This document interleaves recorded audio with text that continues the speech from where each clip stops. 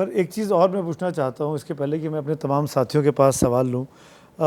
असदुद्दीन ओवैसी, उनका जिक्र किए बगैर ये डिबेट पूरा नहीं हो सकता, और वो भी सीधे तौर पर कहते हैं, आज अगर आप देखें काशी में ज्ञानवापी, मथुरा में ईदगाह, दिल्ली में कुतुब मीनार, आगरा में ताजमहल, इनके एग्जिस्टेंस पर सवाल खड़े किए जा रहे हैं।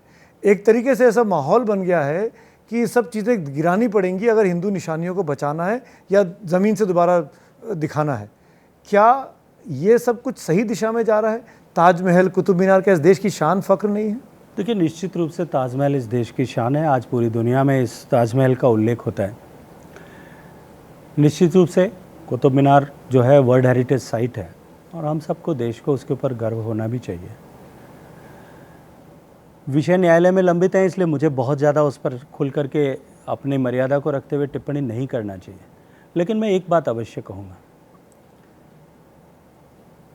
देश को आज़ादी के समय में जिन विषयों के ऊपर चिंता करनी चाहिए थी और देश के इतिहास को जिस तरह से, जिस दृष्टि से देखना चाहिए, और मैं एक ह्यूमैनिटी का स्टूडेंट होने के नाते मैं ये मानता हूँ कि इतिहास किसी दुनिया के लिए, आज भारत के परिप्रेक्ष्य में बात कर रहे हैं, भारत का इतिहास जो है दुनिया के लिए पॉइंट ऑफ रेफरेंस होगा कि इस समय में ये घटना भारत में घटी, लेकिन भारतवासियों के लिए तो नहीं है।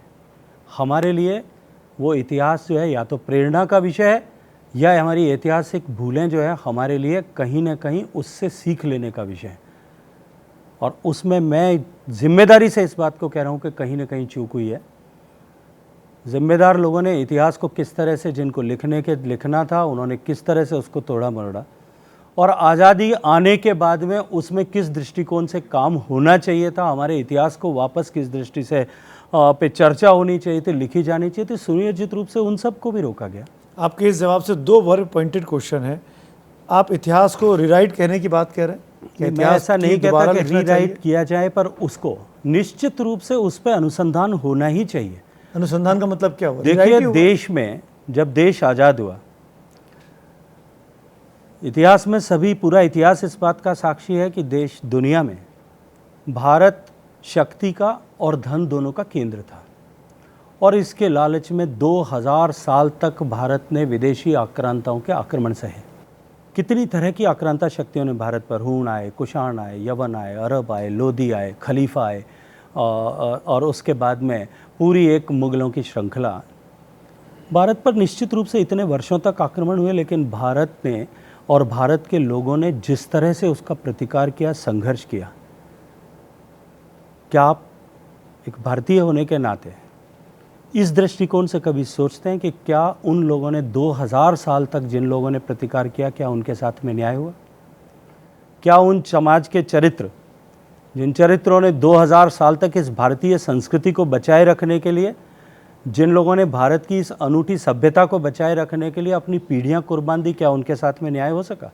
निश्चित रूप से मैं ये कहूँगा कि इस विषय को भी हम भारतीय के नाते, हम मज़हब की के आधार पर बंट करके नहीं, अगर हम अपने आप को भारतीय मानते हैं तो मैं चाहे किसी भी मज़हब का हूँ, मुझे इस बात पर फ़ख्र होना चाहिए कि भारत की सभ्यता पर हुए हुए हर एक आक्रमण का किस भारतीय ने किस तरह से प्रतिकार किया था। क्या उन इतिहास पुरुषों के साथ में हम न्याय कर पाए? तो निश्चित रूप से समाज में जब इस तरह की जागृति आएगी, कोई भी, किसी एक समाज में नहीं, मलिक मोहम्मद जायज़ी ने क्या लिखा होगा, लेकिन ऐसे बहुत सारे चरित्र ऐसे और भी मिल जाएंगे जिन्होंने किसी जो है मज़हब की सीमाओं से ऊपर उठ करके भी हिंदुस्तान के चरित्रों को, हिंदुस्तान के राष्ट्र नायकों के चरित्रों को उद्घाटित किया होगा। क्या आज नहीं किया जा सकता? एबीपी न्यूज़ आपको रखे आगे।